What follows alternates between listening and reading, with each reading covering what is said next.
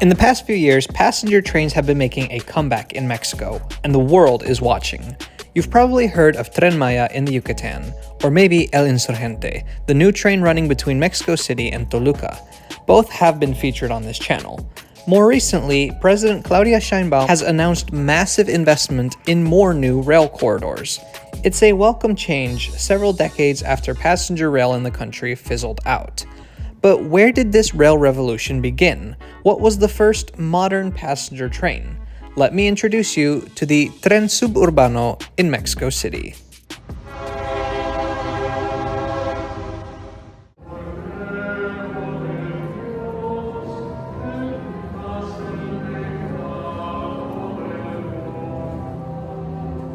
If you're a tourist visiting Mexico City, chances are you'll visit the Villa de Guadalupe.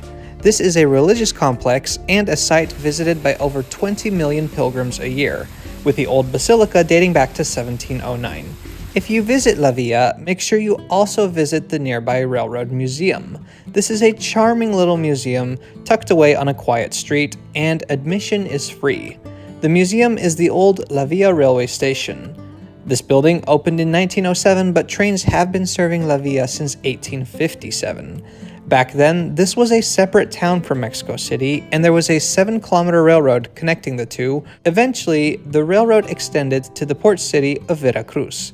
Throughout the 19th and 20th centuries, Mexican railway network expanded, but the importance of La Villa diminished. Instead, Mexico City's main railway station became Buena Vista. For decades, Buena Vista was the main railroad hub in Mexico City. You could take a train here to every corner of Mexico and even to the United States. Unfortunately, passenger rail here in Mexico declined in the 1990s, and now there are no long-distance trains running from this station anymore. Obviously, the station behind me also isn't from the 19th century. That original building was demolished in the 1950s, and then that second building was also demolished to make way for this building, which opened in 2008. Because even though there's no more long-distance transport, this station is still served by a train, specifically the Tren Suburbano, and that's what we're going to ride today. On our way to the station, we accidentally stumbled upon a rock and roll heavy metal festival. It's kind of cool. Tamales oaxaqueños, tamales calientitos.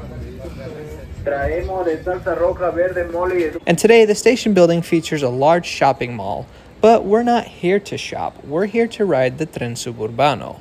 To ride transit in Mexico City, you can usually use your integrated mobility card, except not for the Tren Suburbano. This one isolated line uses its own fare card, which you can buy from the machines at the station. Do note that the machines are kind of finicky. I had a little bit of trouble with it, but I finally got my card loaded with enough money for the trip.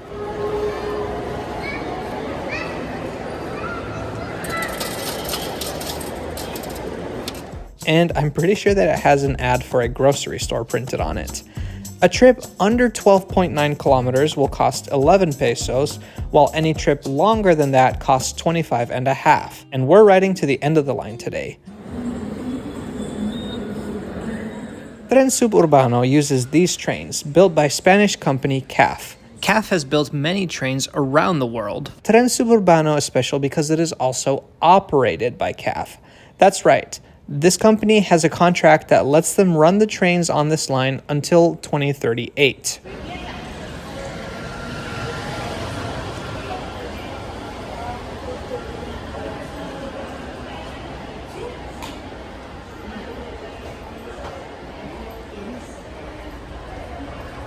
As you can see, the interiors of these trains have open gangways and then seats with the back facing the window on one side with bays of 4 on the other side. There are also some small luggage racks on the ceilings and straps to hold on for standing passengers.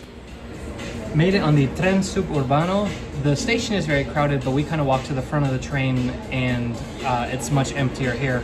Hard seats, but overall very European feel. I fumbled a little bit with the ticket machines, ended up loading a little bit too much on my card, but it's okay. And we are off. The trip to Cuautitlan will take about half an hour.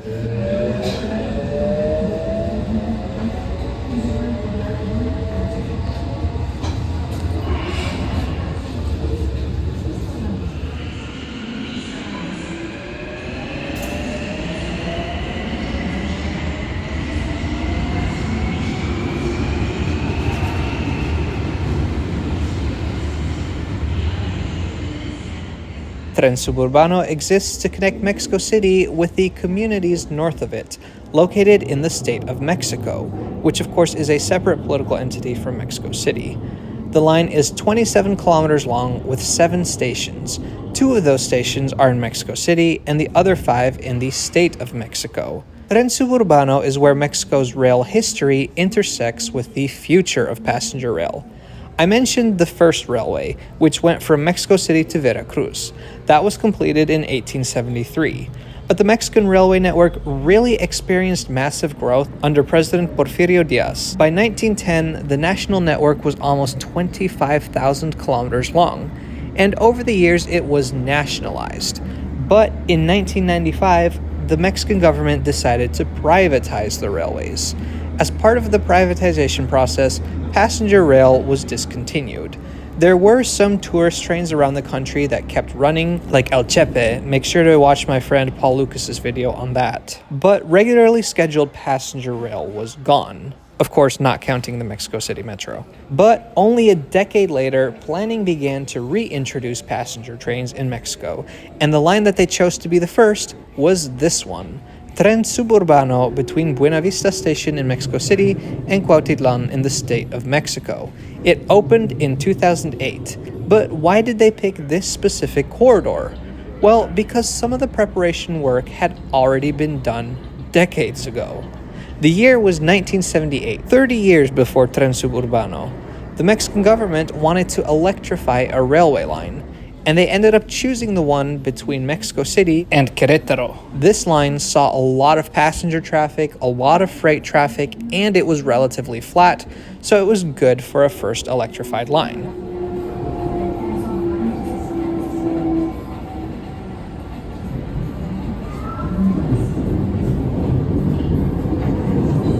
The electrification began in the 80s after a few delays, and it took over a decade.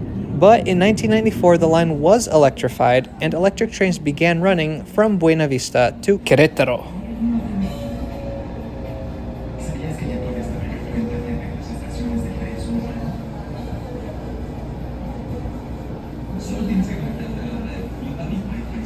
They used General Electric E60C-2 locomotives that Amtrak also briefly used on the Northeast Corridor. Well, briefly is definitely the right word for this service as well, because after just 2 years in 1996, the electric train service was canceled. Nevertheless, the electric infrastructure remained and it was reused for Tren Suburbano. They did perform some grade separation in preparation for the reopening though.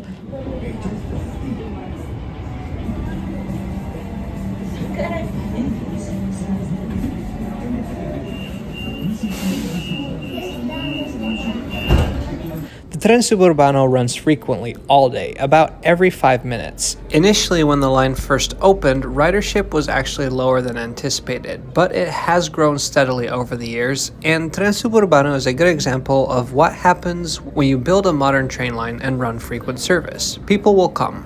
And the system is about to double in length. A new branch line with 7 new stations opening to connect to the Felipe Ángeles International Airport.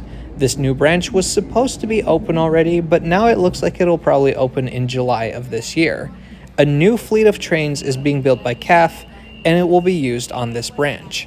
They look very similar to those on El Insurgente, the new train to Toluca that we featured on this channel a few months ago.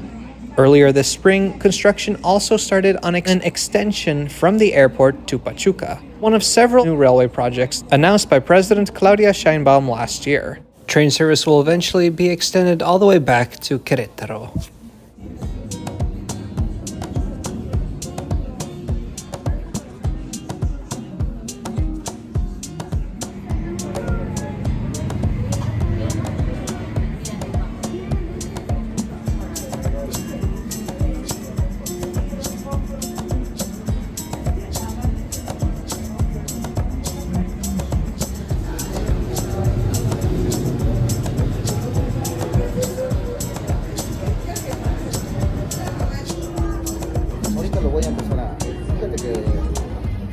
Anyways, we're already approaching Cuautitlan.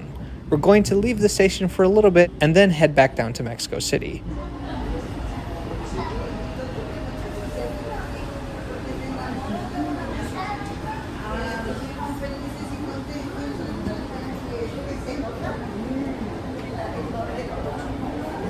Pero después de que ya se vino por ella y buscó trabajo,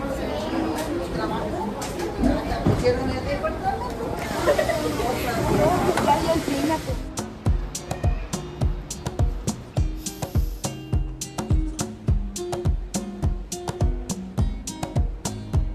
So now we've made it to the end of the line, and what really surprised me more than anything is how the train got more crowded the farther away from the city we got.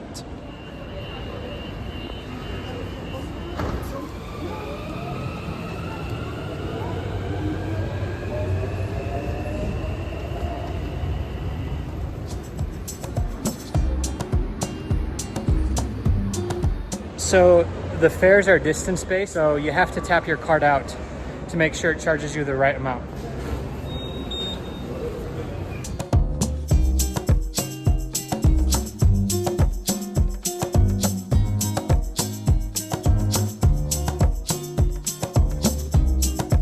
And this is so bizarre. The station leads out into like this shopping center. It's got a tall roof, but then all these little shops inside.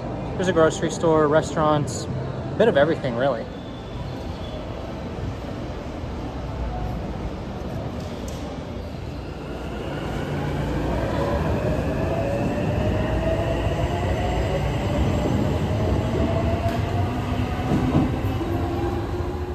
Instead of returning to Buena Vista Station, we're getting off one stop early at Fortuna.